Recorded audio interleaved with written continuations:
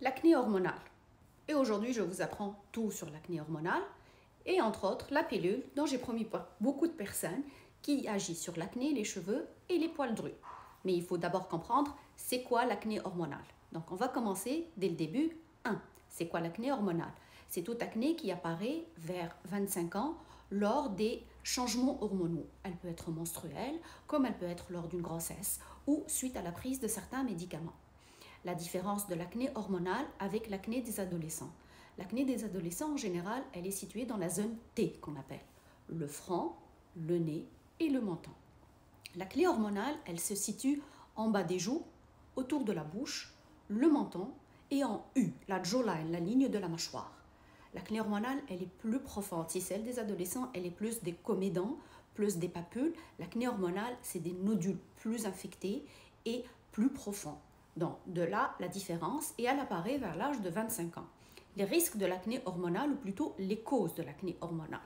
Donc, les causes de l'acné hormonale, c'est en général, si on a eu de l'acné à un âge jeune, le stress, la diète, le syndrome des ovaires polykystiques, les changements hormonaux, une grossesse ou la prise de pilules contraceptives. En général, c'est ça. Il y a aussi 100 raisons et on peut souffrir de ça. Le mécanisme de l'acné hormonale, ce sont ces androgènes qui vont agir sur les glandes sébacées, qui va faire augmenter la production du sébum, d'où cette acné. On peut l'avoir à tout âge, même autour de la ménopause et de la périménopause. Elle cause un grand stress et même une détresse psychologique chez les femmes. Comment la traiter? Il y a deux types de traitements, le traitement topique et le traitement par voie orale. On va commencer par le traitement topique. Les traitements topiques, ça reste deux choses essentielles. Le lavage avec le benzoyl peroxyde, entre 5 et 10%, et les rétinoïdes. Donc, ce sont ces deux uniquement traitements qui peuvent aider pour l'acné hormonale topiquement. Sinon, pour ceux qui sont intolérants aux rétinoïdes, c'est l'acide azélaïque. Lui, il a son avantage qu'il est plus doux que le rétinoïde, donc ça pèle moins. En plus, on peut le prendre enceinte aussi. Donc, le benzoïde panoxyle, les rétinoïdes ou bien l'acide azélaïque. Le traitement oral, il a deux leaders. Un, les hormones, les prises de pilules contraceptives, et l'autre, c'est ma petite surprise. On va parler des hormones contraceptives. Je sais que ce n'est pas idéal pour tout le monde et beaucoup de femmes se méfient de ça. Mais le principe des hormones contraceptives dans le traitement de l'acné hormonale, grosso modo, je ne vais pas vous faire un cours de chimie, c'est très ennuyant, c'est de baisser les hormones, les androgènes libres, donc pour baisser leur effet et diminuer ces acnés. L'acné kystique. Les contre-indications des pilules contraceptives, l'âge de plus que 35 ans relatif, tabac, si vous fumez, si vous avez une histoire de cailloux, de phlébite ou d'embolie pulmonaire, je vous laisse en détail. Si vous avez des risques de cancer du sein, si aussi vous fumez et vous avez des risques de haute pression. Donc il y a plusieurs contre-indications et les femmes sont en général très réticentes à prendre les hormones. Mais sachez que c'est un traitement FDA approved pour l'acné hormonale. Donc, vous pouvez discuter avec votre professionnel de santé pour voir est-ce que c'est une bonne approche pour vous ou pas. Il ne faut pas oublier que beaucoup de femmes se plaignent de changements d'humeur avec l'hormone, en plus de crises de migraine, de céphalée, de risque de prise de poids. Donc, c'est un traitement à considérer, mais à discuter avec votre médecin ou votre prescripteur. Et roulement de tambour pour le deuxième traitement, qui est off-label. Off-label, ça veut dire il n'est pas indiqué, mais on le prescrit. Vous pouvez parler avec votre professionnel de santé, c'est le fameux spironolactone. Ce spironolactone, beaucoup de stars, entre parenthèses, prennent des spironolactones, je parle des stars orientales, parce qu'il a la réputation de donner la fameuse skin glass. Ça agit contre les poils drus, l'hirsutisme. C'est quoi l'hirsutisme? Ce sont les poils noirs qu'on voit, et ça agit contre la perte de cheveux féminine, l'alopécie androgénique féminine. C'est quoi le spironolactone? C'est un médicament qu'on donnait depuis des années pour la haute pression. Il agit sur les surrénales. Je vais vous éviter le topo de chimie, c'est un peu très compliqué, mais il va agir sur les androgènes, sur le sébocyte et sur les 5-alpha réductase qui est responsable de l'alopécie.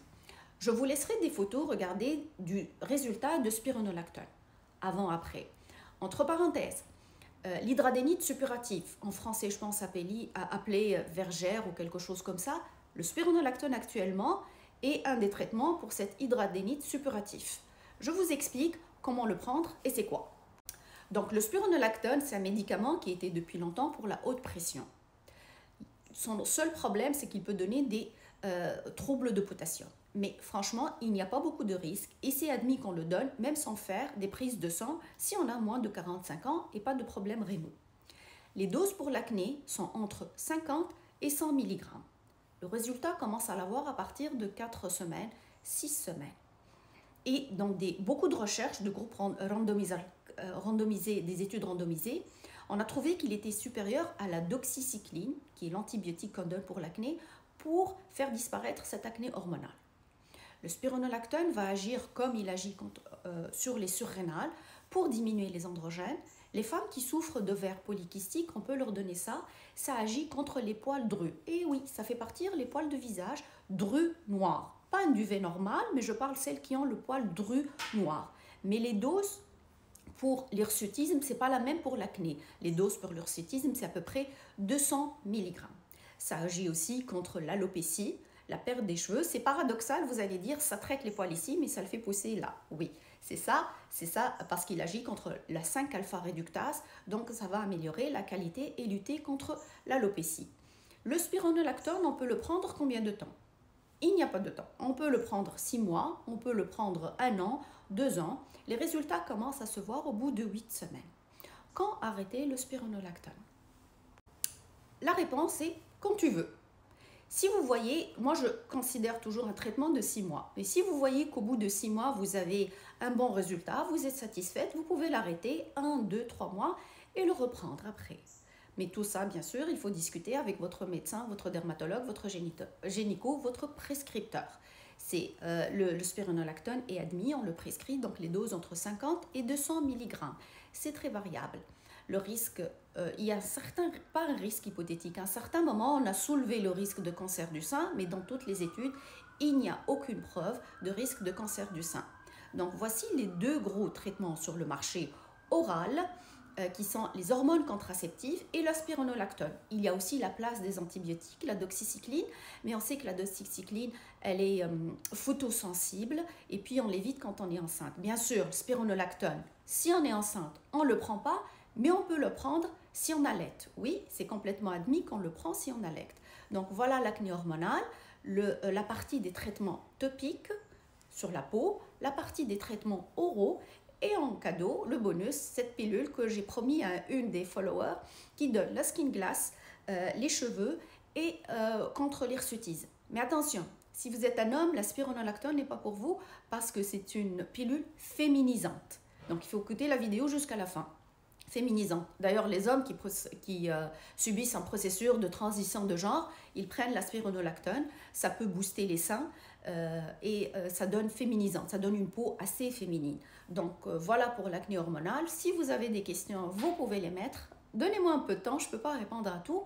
Donc discutez avec votre professionnel de santé de la place de la spironolactone pour vous. Voilà pour tout aujourd'hui. Merci, au revoir. Portez-vous bien, votre corps, votre choix.